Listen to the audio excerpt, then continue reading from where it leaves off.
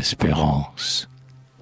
Ô faible esprit, troublé par les doutes suprêmes, qui cherche la lumière en ton obscurité, armez-toi de croyance et de sécurité, cesse de raisonner sur les derniers problèmes. La raison plonge en vain dans le gouffre éternel, où s'agitent sans fin les effets et les causes. Pour comprendre les lois qui régissent les choses, il faut un sens plus pur et plus surnaturel. Il faut, au lendemain des dernières épreuves, avoir interrogé le mystère du sort.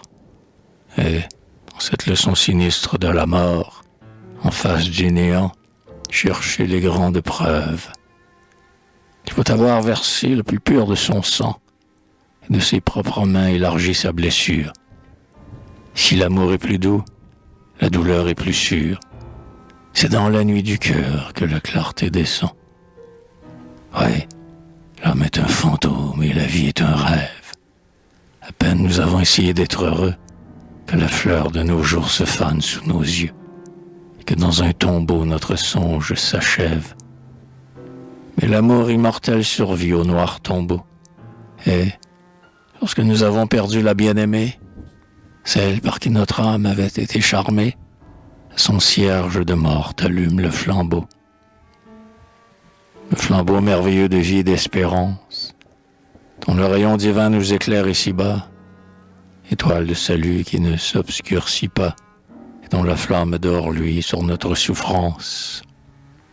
Il faut, le cœur percé du glaive des douleurs, avoir offert ce cœur sanglant sacrifice, avoir porté sa croix et vidé son calice, et bu, jusqu'à la fin, l'amertume des pleurs.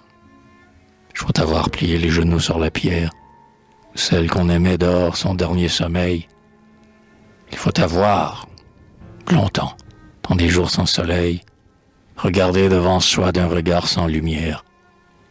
Il faut avoir marché longtemps, longtemps gémi, dans le recueillement de cette solitude, ayant pour seule joie et pour seule habitude de vivre avec une ombre et d'en rester l'ami. L'ami toujours fidèle et pour qui rien ne passe, la cruelle douceur de ses chers entretiens, qui voit toujours deux yeux attachés sur les siens, et qui songe, en dehors du temps et de l'espace. Alors le vrai resplendit à nos yeux. Le verbe enveloppé déchire tous ses voiles. Au-delà de la tombe, au-delà des étoiles, notre foi reconnaît un monde radieux.